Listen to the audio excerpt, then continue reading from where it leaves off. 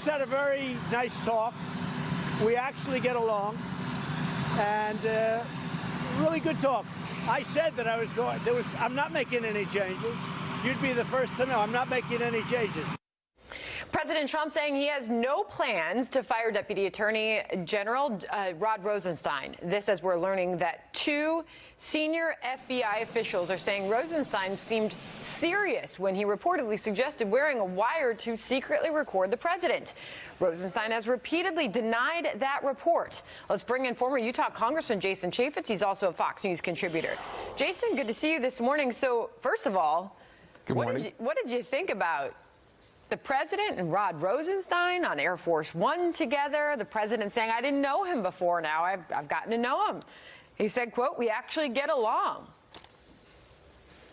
I'm sure a good time was had by all, and I'm sure they probably played a good game of Go Fish or something like that. But the most interesting thing, and by the way, I think the president has successfully put behind him any rhetoric or any discussion before the midterms about his potentially firing Rod Rosenstein, who, as you recall, also oversees Bob Mueller, who is, of course, doing the probe into whatever it is he's doing. So, you know, that is a talking point that the Democrats were harping on daily, and that is now off the table. The most interesting meeting, though, happens when Rod Rosenstein visits the Capitol on Thursday to meet with the likes of Mark Meadows and Trey Gowdy and John Radcliffe and Jim Jordan. That's the more important meeting. Well, Devin Nunes has been central to this, has been very clear that there are still a lot of questions that need to be asked of Rod Rosenstein, and he's sticking to that. Here he is on the Ingram angle last night. I don't think any of us think that Rosenstein should be dismissed before the elections. I think he does have to come in this week and answer whether or not he was willing to wear a wire or not, and whether or not he was looking at invoking the 25th Amendment. Those are key questions that he's going to answer before the Russia task force this week, supposedly on Thursday. Is that going to happen?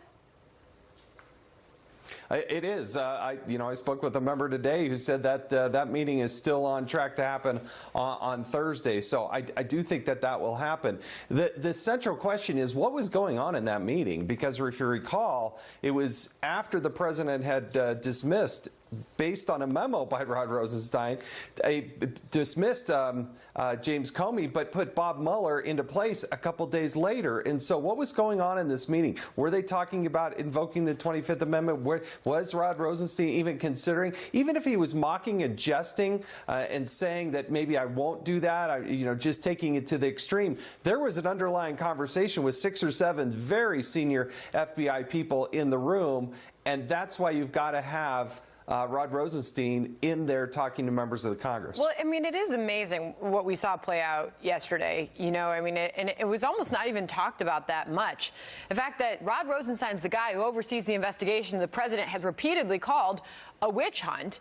He then boards Air Force One with him. They have a 45-minute conversation on board. Before that even happened, the president was leaving the White House and seemed to dismiss all plans to fire him or that there were any plans to fire him, and then has that 45-minute conversation. You really wonder what was discussed on Air Force One.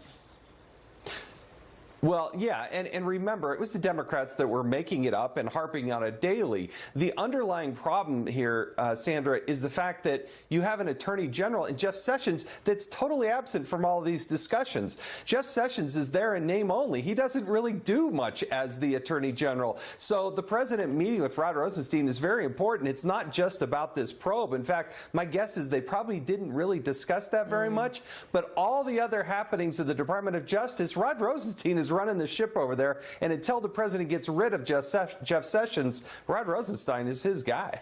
I just want to paraphrase something else Devin Nunes said last night, and he said his biggest problem with the Department of Justice, the FBI, every time I try to get something out in public, they cry wolf. They claim that there are national security implications.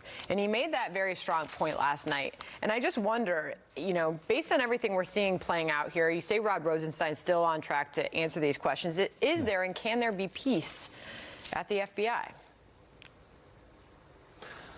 we know based on the Inspector General, there's 560-page report, there are major systemic problems there. Congress has a legitimate oversight role. That happens not only the Intelligence Committee, but it also happens with the Oversight Committee, it happens with the Judiciary Committee. The problem is they won't provide the documents. They want to see these emails and these text messages that were going on. And I was there. We fought this for years. The FBI is notoriously the most give the most obstruction along the way. And Congress, if they're going to do the oversight, they have to have the documents to make sure that they can question the people, particularly on the FISA abuse, which is still in play. Former Congressman Jason Chaffetz, thank you, and good to see you this morning.